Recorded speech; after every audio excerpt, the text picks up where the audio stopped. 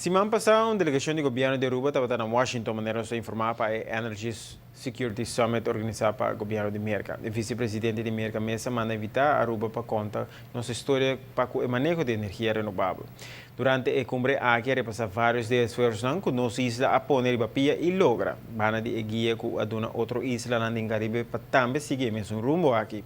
O governo está sentindo que pouco a pouco Aruba está recebendo reconhecimento internacional para nosso manejo.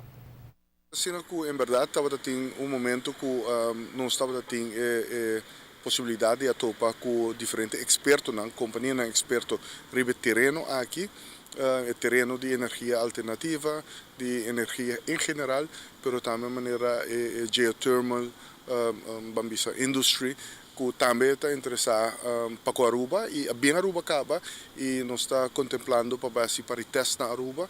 Caminho a companhia aqui também tem uma possibilidade sumamente grande que a Aruba pode usar disso aqui, que vai ajudar também como recurso extra que lopor está hopi barata e hopi stabil também, para isso aqui do recurso que pode usar de 24 horas por dia e está hopi stabil, pode ter como base load. Não só que a companhia não tem utilidade Aruba, utilities Aruba, mas também web também que aqui, junto com o Teno.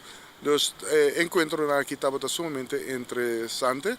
Nós temos companhia que trabalha auto elétrico também.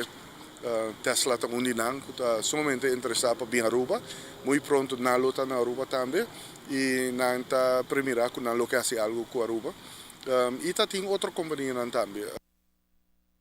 Separado de interesse do governo, também estava tendo mais interesse do setor privado para esforçar com nossa isla chiquita virando a cena popular. A companhia que está trabalhando na indústria de energia tour quer expandir e Caribe está queda uma área para o interesse.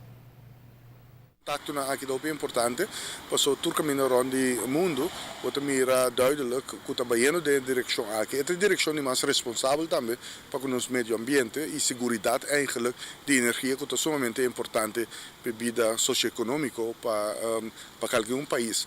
Algo que a ressaltar mais o mês por certo, está no momento que o vice-presidente de América, Joe Biden, avisa hopi claro que onde o objetivo é grande que o mundo tem e seguro cada país para não estar dependente de outro país. Que o mestre tem uma maneira de generar energia e pensei também trabalhar água potável de uma maneira independente. Você pode trazer com outro, você pode estar interconnected, mas você não pode estar fully dependent de outra companhia ou companhia de outro país para que saque. Bom, mas tem autonomia aí, é sumamente importante. E dentro desse aí tem diferentes discussões, porque o país não está interconectado com outro.